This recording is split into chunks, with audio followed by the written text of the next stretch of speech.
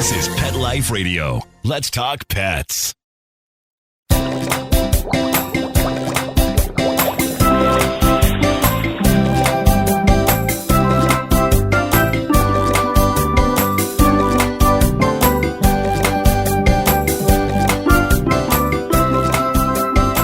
Welcome to Aquariumania on Pet Life Radio. I'm your host, Dr. Roy Anong, speaking to you from the University of Florida's Tropical Aquaculture Laboratory. Thanks for joining us. The summer of 2016 saw a major triumph for rising tide conservation with the successful spawning and rearing of Pacific Blue Tangs at the University of Florida's Tropical Aquaculture Lab. Breeding Dory became the headlines and story for news outlets around the world. But commercialization is still in progress, and many other species are also in rising tide sites. Matt DiMaggio and Eric Cassiano, two U.S. scientists instrumental in the success of the Pacific Blue Tang project, continue their efforts to support aquaculture of aquarium species and conservation. Join us as Matt and Eric describe their rising tide research and the excitement of breeding Dory. We'll be right back after these messages.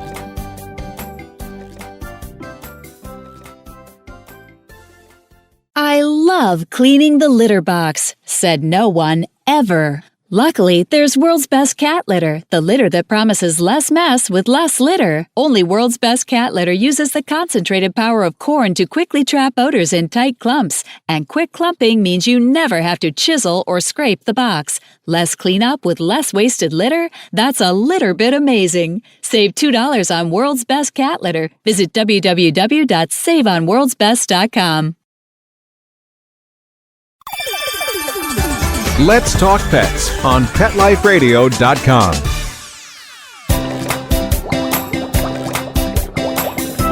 Welcome back to Aquariumania on Pet Life Radio.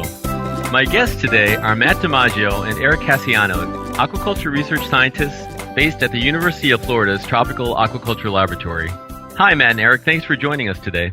Hey, Roy. So I know, Eric, we've talked with you a little before. Matt, you've been here at the Aquaculture Lab a while, but we haven't had the opportunity of doing an interview. So as Eric knows, I kind of like to ask a few personal questions, nothing too personal, but for first one for you, Matt, how did you first get interested in aquarium fish, and can you describe your first tank and your first fish? Sure.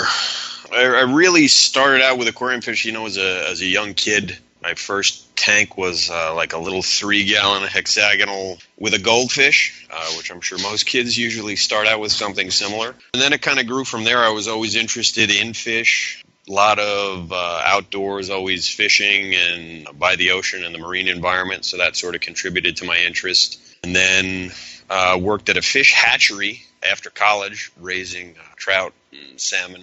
And then from there went on to grad school, and ornamentals and ornamental fish in general provide a real, just abundance. There's so much diversity, so many different species to work with. That's, one of the really attractive things about, aquarium fish to me is there's always something new to learn, a new species to work with. Okay. Well, so tell us a little bit about, I guess, that jump. So what made you decide to go into fish research as a graduate student, and then how did you end up getting here at the Tropical Aquaculture Lab and working with Rising Tide? So I did a general, undergraduate degree in biology, and then from there I did 2.5 years of cancer research following that degree. And then as a logical transition, I went right from cancer to aquaculture. Perfect sense. But again, the fish in general had always been an interest of mine, so I wanted to get a graduate degree and go on for some graduate education. And I ended up at the University of Florida for a master's down in Fort Pierce, doing research on marine bait fish and some ornamentals while I was down there at that time. Stayed on through a PhD. I really liked it. I always knew I wanted to go into a career in academia, work at a university. I left UF and went and did a 2-year postdoc at the University of New Hampshire, doing some work up there with black sea bass and southern flounder, also some river herring. And from there, I was lucky enough that the job opening at UF came up at the right time. There was an opening here at the lab, and I applied and was fortunate enough, to get the position here. Now my research focus here at the lab is working with the Florida ornamental industry, both the freshwater growers and the marine growers, to try and find ways to improve their production, improve, the efficiency of the species that they are currently producing, as well as to try and help them develop new species for production. And that's sort of where we're at with the marine ornamental side of things with Rising Tide Conservation. Rising Tide started at the lab before I was even here.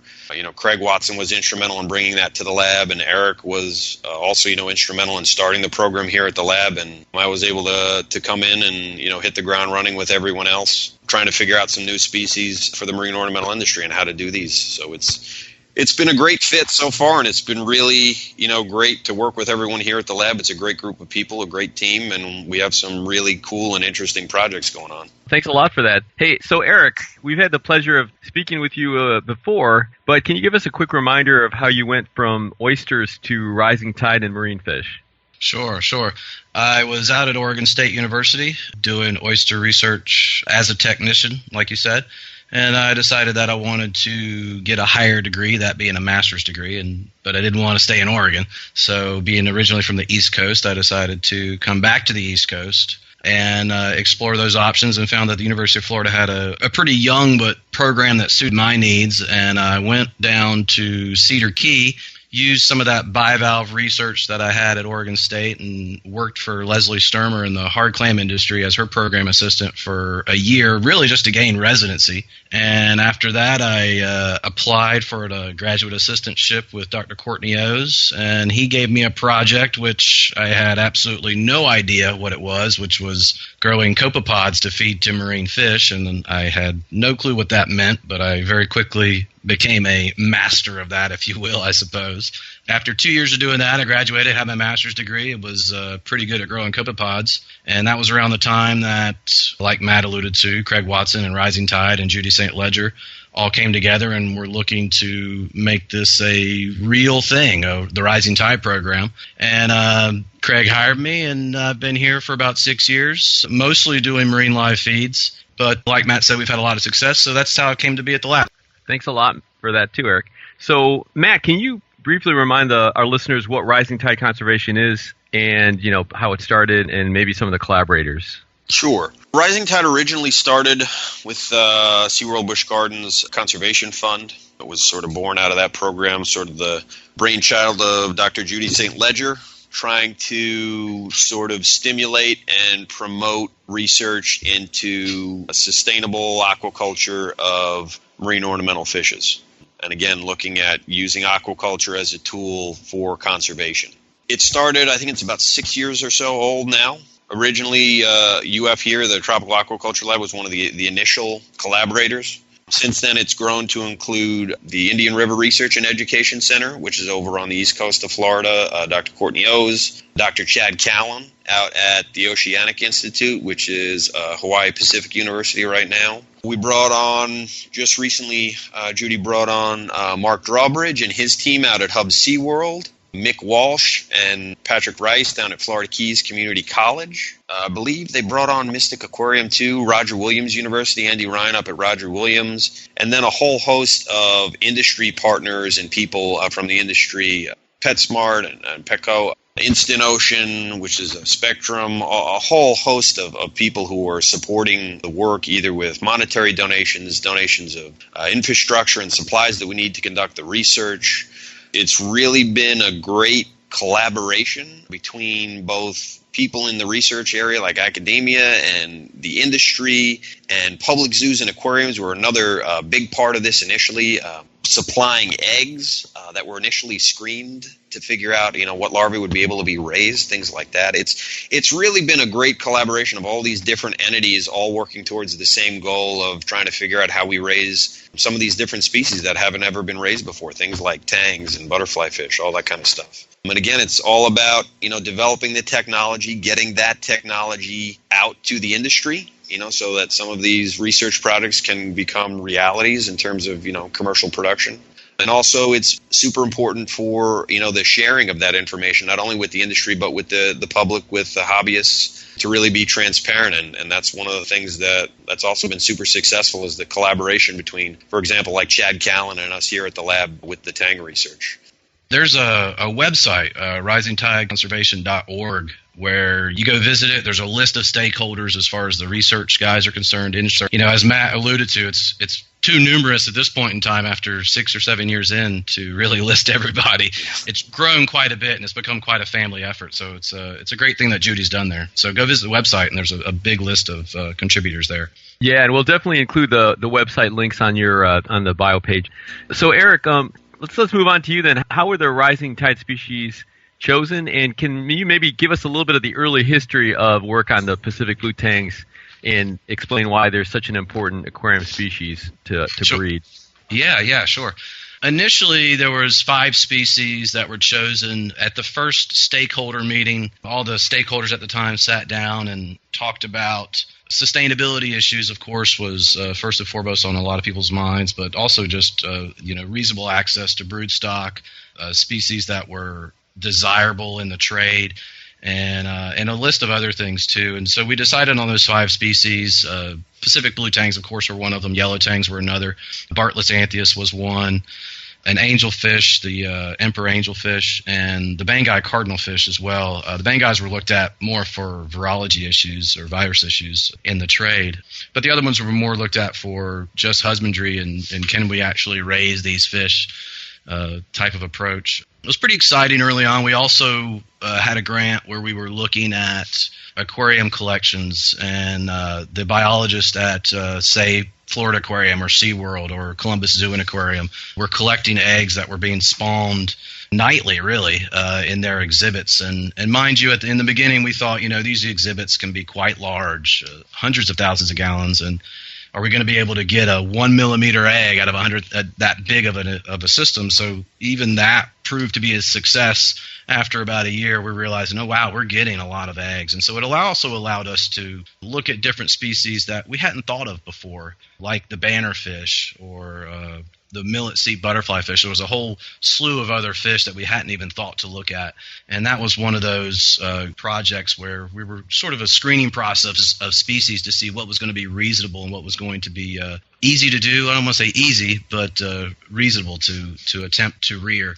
And out of that, of course, came a lot of the preliminary information on the Pacific Blue Tang. Columbus Zoo and Aquarium was one that I can think of off the top of my head. I think there was another one, maybe the Shed. I can't quite remember another aquarium. But we were getting consistent blue tang eggs from them. And how we knew that was we would send off the eggs and get them DNA analyzed, which was just another neat tool in itself to try to identify what was spawning. Because at the time, of course, we weren't growing much of anything past 10 or 15 days. And that was just more for husbandry and tank issues. We just didn't have what we needed to grow them. Of course, now we know that. At the time we didn't, which made it fun. A lot of the reasons why we continued to look at the blue tang specifically was it's a heavily imported fish. If you look at Ryan et al., I forget the name of the paper, maybe Matt can remember. I want to say that off of that data, it was the 12th most imported fish into the United States. There's a high price associated with it, relatively. And also, of course, Finding Dory. Extremely popular movie, and we thought that perhaps maybe the sales might increase, or maybe there might be a more of a demand for that fish in the market, and so there was a lot of positive things moving towards looking at that fish species in general, and it proved to be exciting because it was a fun process, very frustrating. About 4 years in, we're all pulling our hair out, going, why are they not doing it? Why are they not living? And then, of course, Chad Callan had success. And as Matt mentioned, Chad being a Rising Tide member and also a friend and a colleague, we would have monthly phone calls with him and discuss why we're both failing why both groups are failing at growing this yellow tang he was working on and blue tangs we were working on. And then, of course, he had success and shared all of the information that he had with that success, and that led to our success as well. And then, of course, Courtney had success at the Indian River Research and Education Center. It's just been a big collaborative effort and extremely exciting, and a good example of what can be accomplished when multiple facilities are working together towards a common goal. Well, thanks for that early description or kind of description of how things sort of got started. And I think we're going to take a quick break before we get to the real exciting breakthrough period and hear a little bit of that from Matt. So let's take a brief break and we'll continue our discussion with Eric and Matt after these messages from our sponsors.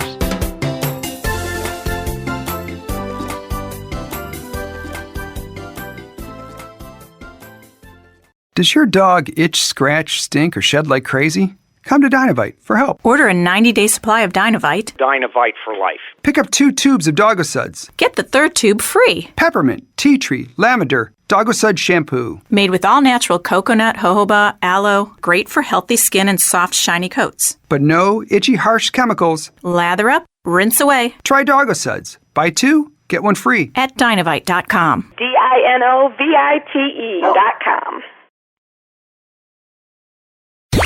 Let's talk pets Let's talk pets on Pet Life Radio. Pet Life Radio. PetLifeRadio.com. We're back and continuing our conversation with my guests, Matt DiMaggio and Eric Cassiano, aquaculture scientists working with aquarium species at the University of Florida's Tropical Aquaculture Laboratory. So Eric gave us a really great overview of kind of the start of the Pacific Blue Tang era, I guess we say. And so Matt, can you give us maybe the more recent history on the tangs, including some more detail into the final month and weeks and week and day? And Eric, feel free to chime in if Matt gets all choked up. Well, we have a lot more to talk about now. If this was a couple years ago, you would have 2 very depressed people on the phone with you. So I'm sure, as everyone knows, we have been successful at raising the blue tangs. As Eric just spoke about, it's been a 4 to 5 year process trying to figure out how to successfully get these fish through their larval period. We're actually very fortunate that it only took us 4 to 5 years. Chad Callan, was working on the yellow tangs for almost 15 years before they were able to get those through. Yep. Hey, Matt, let me interrupt you. So can you maybe briefly remind the listeners, or maybe even inform some, why the larval period is so tricky with marine fish again? Sure. So a lot of the marine species that we're working with, and especially a lot of the ones that Rising Tide is focused on, are fish that have a pelagic egg, fish that spawn a small floating pelagic egg. The larvae hatch out. The larvae are commonly referred to as altricial. Essentially, they're really underdeveloped larvae. They don't have a mouth when they're born. They're essentially just a yolk sac and like a vertebral column floating around. And it takes them a couple days, usually 2 or 3 days, before their eyes develop and their mouth opens up and they're ready to feed. And once they feed, they need to, you're looking at a larvae that's generally in the neighborhood of 1.5 to 2 millimeters, when it's going to be eating. What do you feed a fish that's 2 millimeters long? What do you have something that's small enough and also the correct nutritional profile that has all that, the good fatty acids associated with it that's important for larval development. So, one of the things that we focus on is using copepods. That's what Eric did for a long time, was trying to figure out how to raise different species of copepods, produce them in large quantities, because that's really the main feed item for these fish in the wild. And also in captivity, we're finding out is that they're pretty important survival of the larval fish. So that's one of the main bottlenecks initially, is getting them the right feed and getting it to them in appropriate quantities. And then there's a whole host of other bottlenecks that we're trying to deal with, down the line as the fish develop. They need to inflate their swim bladders. They need to go through a period called flexion when they develop all their fins. And then they need to go through the final process of metamorphosis, which is where they change from a larval fish, usually unpigmented, clear, fish that doesn't really look like the adult form, to a miniature version of whatever species you're working with. And those are sort of the bottlenecks, in a nutshell, that we run into, and why it's so difficult to raise a lot of these fish. And each species has its own demands, and each species is on its own schedule. They all go through these different changes at different time periods. I want to add to that too, Matt. A lot of the hard work is, of course, the longevity of these larval periods as well. They are in this larval state now. Actually, we're kind of lucky with the blue tang that they're not as long, and we're talking something around 50, 60, 70 days, and we still haven't quite hammered it out as to what's going to be specific, if it's going to be 50 or 70 or whatever it's going to be. But that's long. That's a long time. You're talking 2 months of dedicated live feed production, larval work, and having people come in and literally, quote unquote, baby these babies through this very delicate or seemingly delicate phase, and getting them to the point where they're starting to turn blue. It really, which some of the cool aspects of the blue tang is they start to develop these sort of dorsal and ventral spines, and that happens relatively early, like 20 days in.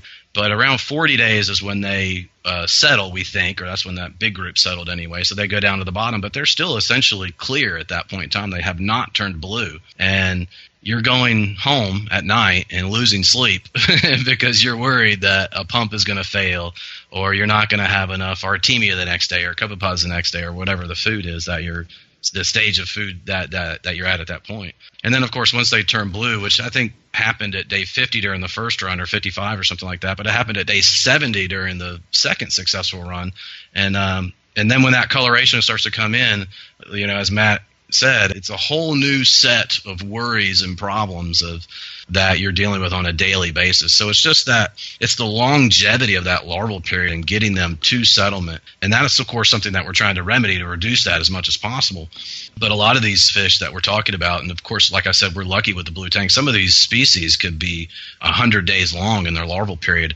The yellow tangs are, on average, I think, are about 20 days longer for their different developmental phases. And so, like I said, we got lucky with the blue tangs. But when moving forward, thinking about how difficult it is, it's not just the food and the larval system, it's the dedication from the personnel as well. 2 months of full dedication really wears you down. And so having a dedicated crew is paramount to success. All that too sort of factors into the economic viability of it, which is which is really what we're after, which is, not only can we grow these things, but can someone make money doing it, which is why we're here. We want to transfer this technology to the industry.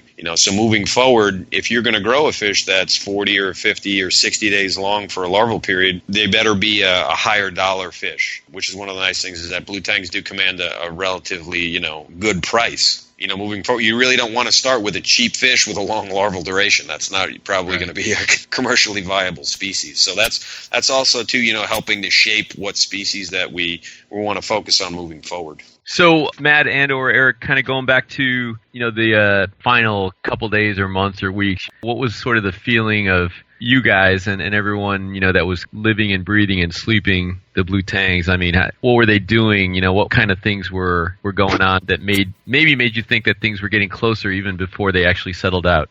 I'll add my own little pessimistic slight to it, because I am sort of a pessimist. So I thought multiple times during the trial that we had failed and they were not going to settle. They were not going to turn blue. But wow, we learned so much during this trial. And so the feeling, fear. That's the feeling, is what's going to be wrong today. So I'm sure, and of course the excitement was building as we were getting closer and closer. And then, of course, when they were turning blue, it's not something that happens within a day or two either. And so, that was almost a funny paranoid little time as well, when some of the biologists would say, oh, they're turning blue. And I would say, no, they're not. They're just still gray, and this kind of grayish opaque color that they have. And so that took almost 15 days, just that process alone. So that was one of the longer developmental periods. Just the coloration took very long. Flexion doesn't take that long. It's a few days. And settlement doesn't take that long. It's a few days. But that seemed to be, from my standpoint, almost the worst part of it. It was the end there, when we weren't really sure if they were going to turn blue or not. And for some reason, I guess that was a successful point, right? When they're blue, we won, we did it, right? So that to me was probably the scariest part. I don't know if Matt has, I'm sure he has his own set of fears and elations he wants to add to that. So it's a process. It's a long process, and there's a lot that can go wrong throughout it. Yeah. So your fear is pretty appropriate. And you come in on days and you see fish dead on the bottom of the tank, and it's just gradual attrition over. Yeah, that's the other thing. Sorry. So we lose some every day, even when they're big. So yeah, Matt's right, and that's hard. That hurts. That hurts pretty bad. So yeah, sorry, Matt. Go ahead. It was. Something that was, 4 or 5 years in the making. A lot of people had a lot of effort on the fish. So, collaborators and the people working here at the lab. And it was a lot of effort by a lot of people. And the payoff has been great.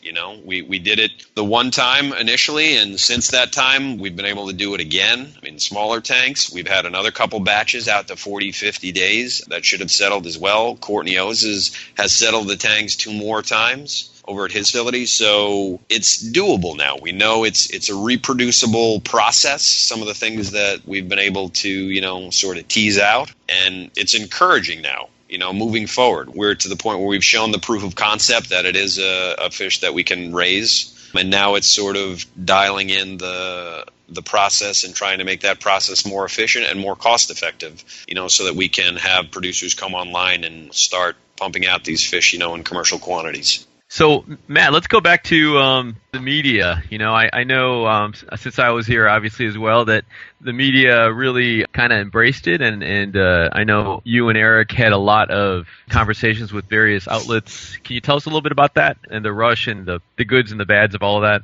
Sure. I mean, it definitely helps to have a movie that grosses $1 billion as your sort of, PR. The timing really couldn't have been better. It would have been great if we had these in production and people could have sold them when the movie came out, but we were a little late, with getting there. But still, I mean, the timing was pretty fortuitous. You have a giant movie, so we were contacted by CNN, came down to do interviews to talk about, the process, multiple news stations, the Associated Press. Eric did some interviews with the local news affiliates here, write-ups galore in magazines and papers across the country. I've done interviews with NPR over in Germany. So it really got a lot of traction. And the great thing for me, and I think for the Rising Tide program and for the University of Florida and the Tropical Aquaculture Lab, is it really increased the visibility of the research that we're doing here, and it started the conversation with people of, where do your marine ornamental fish come from?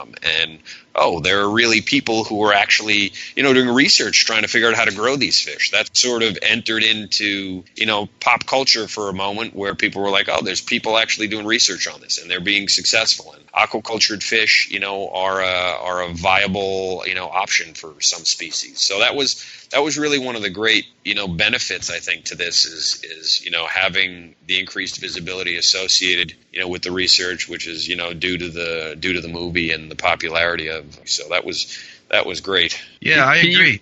Dory has sort of become almost a mascot for not just marine ornamental aquaculture, but ornamental aquaculture in general. I find, I give a lot of tours and I talk to a lot of people. I find that when you say, we bred Dory, you want to go see the little Dories? They go, yeah, let's go.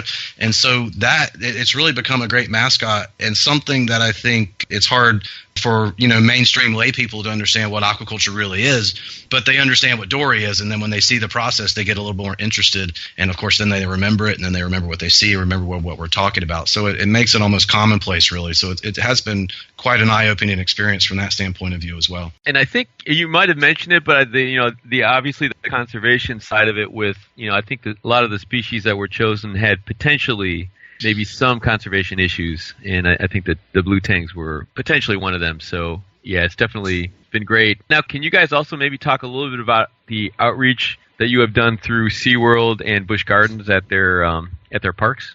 Sure. Right now we have a couple videos that are up that are looping both at Busch Gardens and at SeaWorld, covering, some of the research that we've done here in the process of raising the tangs. And there's signage and literature out there, again, which is really great for visibility. I mean, at parks where you have hundreds of thousands, if not millions of visitors a year, again, you have that ability to connect with, the general public, and also with the younger generation too, who are coming up, and let them know about aquaculture, that aquaculture exists. It's a field, and allow them to connect to the field and marine science in general. I mean, it is, as Eric was saying too, just the Disney movie alone. When I was at Busch Gardens for the opening of the exhibit there, and having all the little kids run up and this is Dory in the tank, and using that as a conduit to introduce kids to marine science and aquaculture. It's really great that we're able to do that. And the collaboration with SeaWorld and Busch Gardens has been spectacular. They've been, a really great supporter and collaborator in all of this research. Yeah, Busch Gardens actually has an exhibit, I believe, where they're housing the blues and the yellows. Is that right? Both of them? Is that true? Yeah, I believe. Yep. Yeah. Does SeaWorld have an exhibit too, or no? Yeah, SeaWorld has a big rising tide exhibit right when you come out of, I believe, that shark exhibit there, with a video alongside of it too. They both have exhibits, so it's really great. So now there is, and you've alluded to, both of you have the additional work. These are not ready to be sold at stores. So maybe if one or both of you can discuss some of the nitty-gritty ongoing studies that still need to be done or that you're working on to kind of get it commercial? One of the bigger bottlenecks that I noticed during the larval period that we address, and probably because it sticks out to me more than anything because I've tended to focus on live feeds in that first feeding phase, was, right after starvation, right when which is day 6, day 7, right when they're almost completely 100% subsiding on external food items in the water as opposed to their yolk sac. We lose easily half the larvae at that point in time. And if we could remedy that situation, then I think we'd have a lot more larvae to work with to identify bottlenecks going forward. I know Matt's particularly interested in flexion. Is that true? Yeah, I mean, you name it. There's the really. bottleneck. Yeah, true. There's a lot of room for improvement right now. We're in the early phases, and what Eric was just saying too. The first big bottleneck that we run into is during those first 7 days. We lose a tremendous amount of larvae, and that's somewhat commonplace for the entire marine.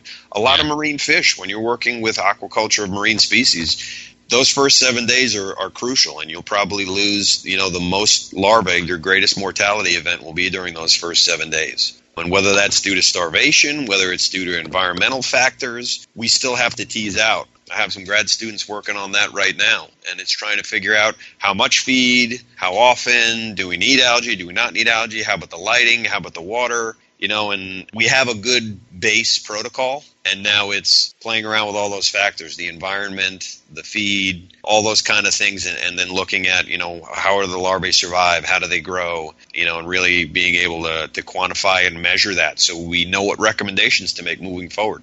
Our ultimate goal here is a cookbook. We want a cookbook recipe, how to grow blue tangs A to Z that we can transfer right to the farmers and say, here you go, this is how to do it. And we're at the very beginning stages right now, but it's definitely possible, and we're working hard every day to try and get that recipe completed. And I'm guessing for folks that are wondering, I'm guessing in the wild the success rate is probably not very high either.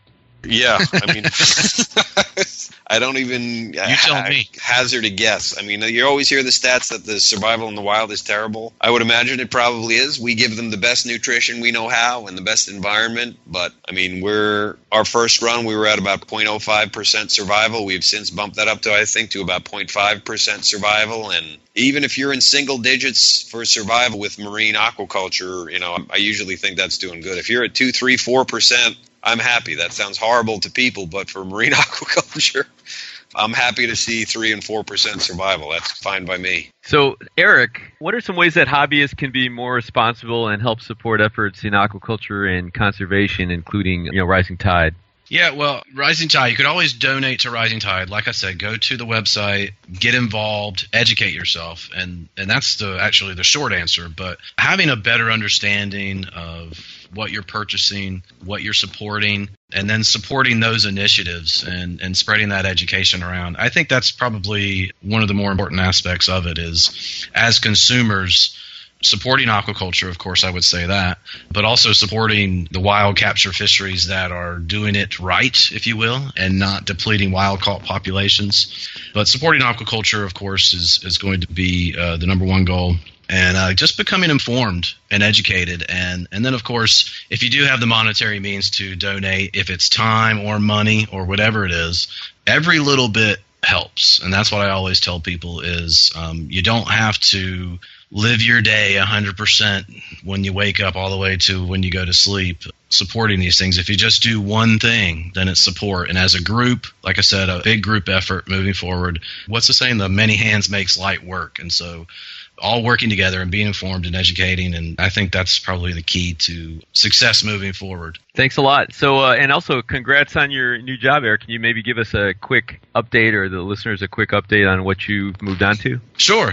I'm still here at the lab, and I still get to bug Matt on a daily basis about what's happening with the Blue Tang, so that will never stop. I'm completely invested in that. My new position is Assistant Extension Scientist, which I don't even know what that means, but it basically it's an extension agent. And so my new duties sort of include catering to our clientele here, which is ornamental fish farmers, which include freshwater fish farmers, saltwater fish farmers, the ornamental fish industry in general, deciphering some of that academic information, getting that information out to the industry, and then also answering a plethora of questions detailing ornamental aquaculture, but really just general aquaculture as well. So it's really quite wide ranging, and I'm really happy to be a part of that, taking the expertise that I've had from this project, applying it to areas where it can get to a lot of the farmers and sort of propagate some of these things in a more efficient manner, but also expanding my own expertise and becoming a part of different areas within ornamental aquaculture and continuing to learn and continuing to grow in that respect as well. Great. Well, thanks for that update. And Matt, maybe tell us briefly about some of the other species you and your students are working on. On the marine side of things, we're hyper focused on the blue tangs, just trying to get those in commercial production. But we also have some other projects funded by SeaWorld Busch Gardens, looking at some wrasse species. Right now, I have a grad student, Elizabeth Gruber, who's working on culturing the Melanurus wrasse, which we're having some pretty good success with lately. The yellow chorus wrasse, even though it's not a yellow chorus wrasse, it's actually a Halichories crisis. These are all Halichories wrasse species. And we're also trying to work on developing some broodstock of Halichories iridis and get these wrasse species in production. The nice thing about the wrasse species we're working with is shorter larval duration, anywhere from 20 to 30 days. So again, we're excited about that. We've been able to settle the Melanurus wrasses now 3-4 times. So those are looking good. And then we always have our ear to the ground. We still have millet sea butterfly fish. We still have some angels that we work with, trying to figure out what's going to make the most sense for the industry.